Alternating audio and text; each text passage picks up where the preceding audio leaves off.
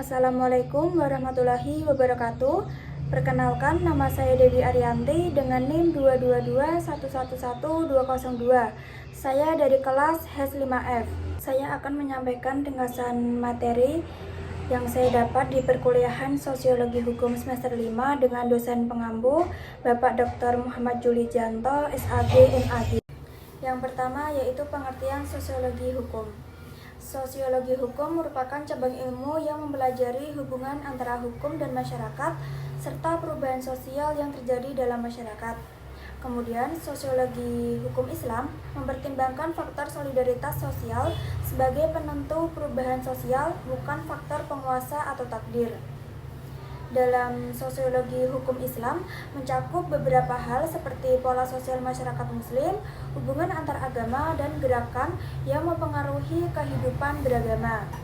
Kemudian tujuan dari sosiologi hukum adalah untuk memahami hubungan antara hukum itu sendiri dan masyarakat serta mengevaluasi efektivitas hukum dalam masyarakat. Kemudian yang kedua yaitu hukum dan kenyataan masyarakat. Hukum dan kenyataan masyarakat merupakan dua entitas yang saling mempengaruhi dan membentuk satu sama lain. Hukum dan masyarakat memiliki hubungan yang saling mempengaruhi, di mana hukum berfungsi sebagai pedoman perilaku dan kontrol sosial untuk menciptakan ketertiban serta keadilan. Sehingga pemahaman mendalam mengenai interaksi antara hukum dan masyarakat adalah kunci untuk mencapai kehidupan sosial yang sejahtera dan damai. Yang ketiga yaitu juridis empiris dan juridis normatif. Dalam ilmu sosiologi hukum terdapat suatu metode pendekatan. Yang pertama yaitu juridis empiris, yang merupakan suatu ilmu yang muncul dari perkembangan ilmu pengetahuan hukum dan dapat diketahui dengan mempelajari fenomena sosial yang dalam masyarakat yang tampak aspek hukumnya. Yang kedua yaitu juridis normatif, yaitu menguasai terhadap persoalan tertentu yang terjadi serta bagaimana melaksanakan dan menerapkan peraturan-peraturan hukum. Dalam ilmu hukum normatif lebih bersifat perspektif dan jurisprudensi model atau kajian hukum lebih memfokuskan kepada produk kebijakan atau produk aturan. Dengan mengintegrasikan kedua pendekatan ini, kita dapat mengembangkan serta sistem hukum yang lebih responsif, adil, dan efektif dalam memenuhi kebutuhan masyarakat. Keempat yaitu mazhab pemikiran hukum positif.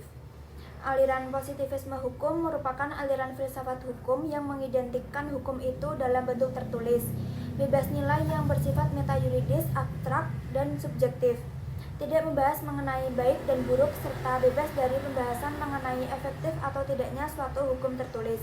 Selain itu, maka dianggap bukan suatu hukum. Dalam membuat keputusan hakim, menjadi tidak dapat memiliki ruang gerak untuk mencari keadilan, namun hanya menerapkan undang-undang yang sudah ada. Yang kelima yaitu mazhab pemikiran hukum atau sociological jurisprudence. Aliran hukum sociological jurisprudence merupakan aliran hukum yang ikut mengintervensi corak dan warna konfigurasi hukum, baik dalam berbagai norma dan praktek di lapangan. Perspektif sosiological jurisprudence, tugas hakim dalam menerapkan hukum tidak melulu dipahami sebagai upaya sosial kontrol yang bersifat formal dalam menyelesaikan konflik, tetapi sekaligus mendesain penerapan hukum itu sebagai upaya social engineering. Tugas yudisial hakim tidak lagi dipahami sekedar sebagai penerap undang-undang terhadap peristiwa konkret berupa berbagai kasus dan konflik, atau sebagai sekedar corong undang-undang, tetapi juga sebagai penggerak social engineering. Yang keenam yaitu mazhab pemikiran hukum, living law, dan utilitarianisme. Konsep living law dan utilitarianisme memiliki peran penting dalam perkembangan hukum modern. Living law menekankan bahwa hukum yang efektif berakar dari nilai-nilai yang hidup dalam masyarakat, bukan hanya dari aturan formal negara. Sementara itu, utilitarianisme memberikan landasan etis bahwa hukum seharusnya bertujuan menciptakan kebahagiaan terbesar bagi sebanyak mungkin orang. Yang ketujuh yaitu pemikiran Emil Durkheim dan Ibnu Khaldun. Pemikiran Emil Durkheim dan Ibnu Khaldun merupakan dua tokoh penting yang memberikan kontribusi signifikan dalam bidang sosiologi dan filosofi. Emil Durkheim membedakan antara solidaritas mekanis yang muncul dari kesamaan nilai dan norma dalam komunitas yang homogen, dan solidaritas organik yang berkembang dalam masyarakat kompleks dengan pembagian kerja yang tinggi. Kemudian pemikiran Ibnu Khaldun mengenai solidaritas sosial melalui konsep asabiyah menjelaskan pentingnya ikatan kelompok dalam membangun dan mempertahankan peradaban. Ibnu Khaldun mengemukakan bahwa solidaritas ini adalah kunci untuk memahami siklus sejarah dan dinamika sosial. Kedelapan yaitu pemikiran hukum Max Weber dan H.L.A. Hart. Max Weber dan H.L.A. Hart merupakan dua tokoh yang memiliki pengaruh besar dalam bidang sosiologi hukum. Max Weber merupakan seorang sosiolog dan ekonom, menekankan pentingnya memahami hukum dalam konteks sosial dan budaya. Ia membedakan antara hukum positif dan hukum alam, serta mengemukakan konsep rasionalisme peradaban barat yang menunjukkan bagaimana nilai-nilai dan norma-norma masyarakat mempengaruhi perkembangan hukum.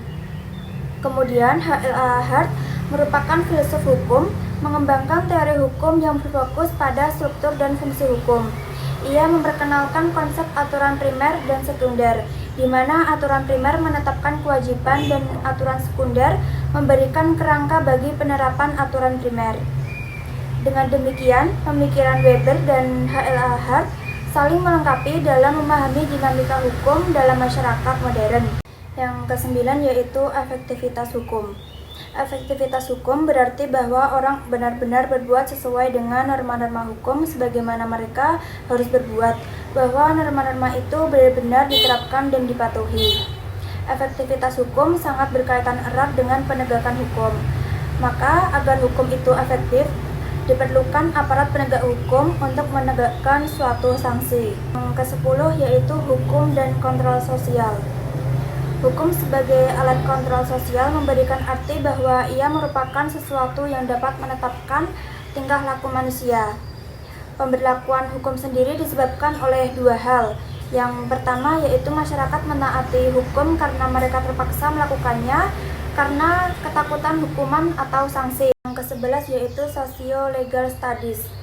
Socio-legal studies adalah nama lain untuk istilah law and societies studies. Socio-legal studies adalah istilah generik untuk menyebutkan semua ilmu-ilmu sosial yang mempelajari hukum.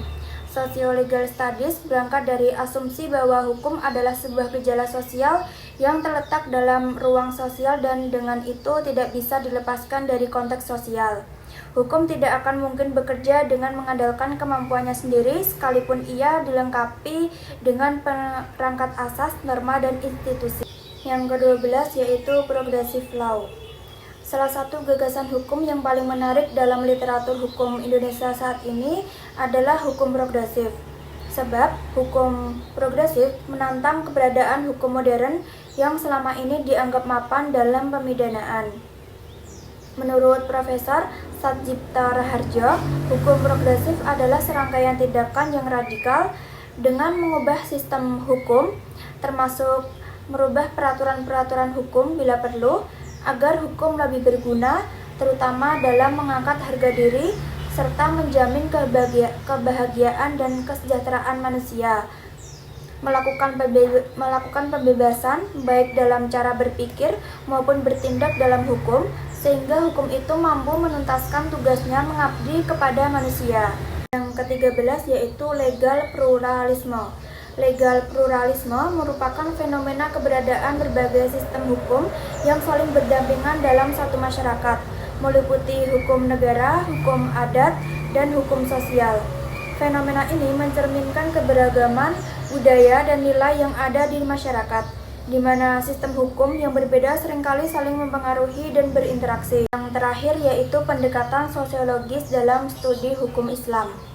Pendekatan sosiologis dalam studi hukum Islam memberikan perspektif yang komprehensif mengenai interaksi antara agama dan masyarakat, bahwa sosiologi hukum memberikan kontribusi signifikan dalam memahami hubungan timbal balik antara hukum Islam dan masyarakat.